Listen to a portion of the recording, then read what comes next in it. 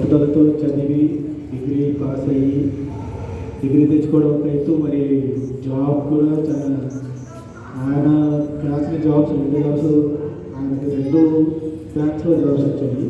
ఒకటి ఆంధ్ర బ్యాంక్, ఒకటి state bank అక్కడ. అంతకుముందు కూడా అంటే మా డిపార్ట్మెంట్లోనే అప్పుడు టెలికామ్ డిపార్ట్మెంట్ ఆఫ్ టెలికమ్యూనికేషన్స్ అని అందులో ఆపరేటర్గా చేశారు. దాని తర్వాత మరి బ్యాంక్ జాబ్కి షిఫ్ట్ అయ్యి ఎస్బీఐలో జాయిన్ అయ్యారు.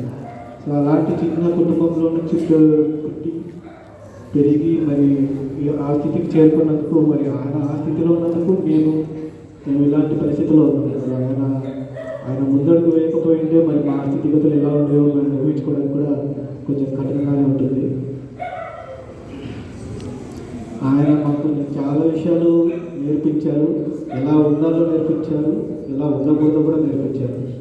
మరి గడిచిన 5 సంవత్సరాల్లో ఆయన చనిపోయిన తర్వాత నేను బ్యాంక్ అకౌంట్స్ విషయంలో కానీ, అమ్మ పెన్షన్ విషయంలో కానీ, ఏ బ్యాంకు నేను రిటైర్ అయిన బ్రాంచ్కి వెళ్ళి ఏ విషయం గురించి అయినా వెళ్తే ఈవెన్ ఆఫ్టర్ 5 years నాకు చాలా మంది కలిశారు. ఆయనతో వర్క్ చేసిన వాళ్ళు ప్రతి ఒక్కరూ ఆయన గురించి తెలిసిన ప్రతి ఒక్కరూ ఆయన గురించి చెప్పింది ఒకే ఒక్క మాట, చాలా మంచి వ్యక్తి.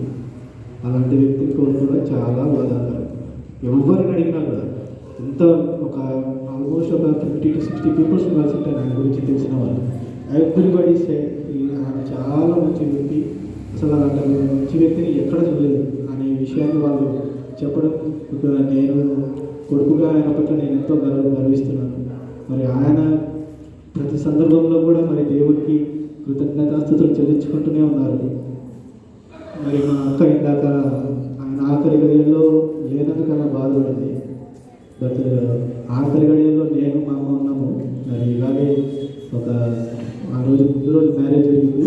ఆ మ్యారేజ్ తర్వాత డాక్టర్ దగ్గరికి వెళ్దామని ఆ రోజు ఏమంటే 31st January అప్పుడు విఆర్ఎస్ ప్రపోజల్ వచ్చి మా ఆఫీస్లో కొంచెం హడావిడి ఎక్కువ ఉండేది. నా స్టాఫ్ కొంచెం రిటైర్మెంట్ అయిపోవడం, వాళ్ళకి కొంచెం రిటైర్మెంట్ ఫంక్షన్స్ జరిపించి నేను కంట్రోలింగ్ ఆఫీసర్ కాబట్టి నేను ఉండాల్సిన పరిస్థితి. సో కొంచెం డిలే 10 o'clock వెళ్దాం అనుకున్నాను. బట్ డిలే అయిపోయి ఒక 1:30కి అపాయింట్మెంట్ తీసుకొని స్టార్ట్ అయిపోయాను.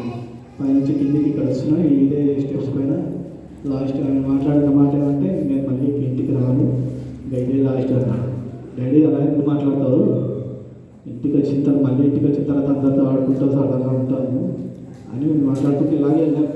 వెళ్తే అక్కడ దారిలోనే 30 seconds, ఇంతకంటే ఎక్కువ లేదు, 30 secondsలోనే ఆయన కొంచెం సఫర్ అవ్వడము. డ్రైవింగ్ సీట్లో నేను ఉన్నాను, బ్యాక్ సీట్ పక్క సీట్లో డాడీ ఉన్నాడు, మమ్మీ బ్యాక్ సీట్లో. So we could not do anything. ఆ 30 secondsలో మనం నేను ఎంత పోరాడినా అది దేవుని చిత్తం, మన చేతుల్లో లేదు. సో ఆ 30 seconds ఒక 30 seconds తర్వాత ఆ బాధని వర్ణించడం కష్టం. సో ఉండి నేను ఎంతో బాధపడుతున్నాను, ఆమె లేకపోతే బాధపడుతుంది. ఇట్స్ ఆల్ అది దేవుడి డెస్టినీ. సో అది మార్చలేదు మనం. అండ్ ఇంకొక విషయం, ఆయన బాధలో అయినా సంతోషంలో అయినా ఎటువంటి పరిస్థితుల్లోనైనా దేవుడికి ఒకటే ఆయన మనసులో ఎప్పుడు ఒకటే అనుకునేవాడు.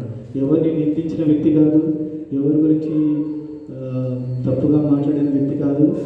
అలాంటి వ్యక్తి గురించి అందరూ మంచిగా చెప్పారు.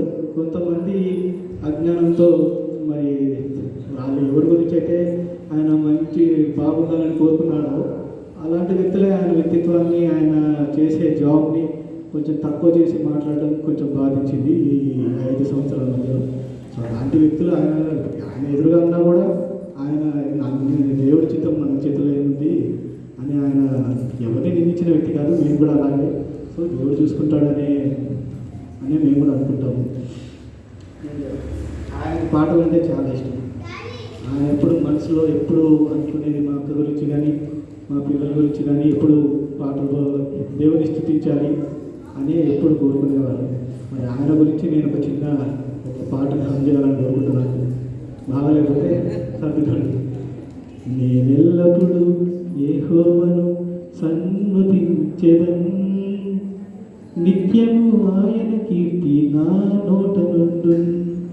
అంతా నా మేలుకే, ఆరాధన యేసుకే, అంతా నా మంచికే, తన చిత్తములకు తలవై వంచితే తన చిత్తమునకు తల వంచితే ఆరాధన ఆపను స్తుతించుట మానను ఆరాధన ఆపను స్తుతించుట మానను స్తుతించుట మానను.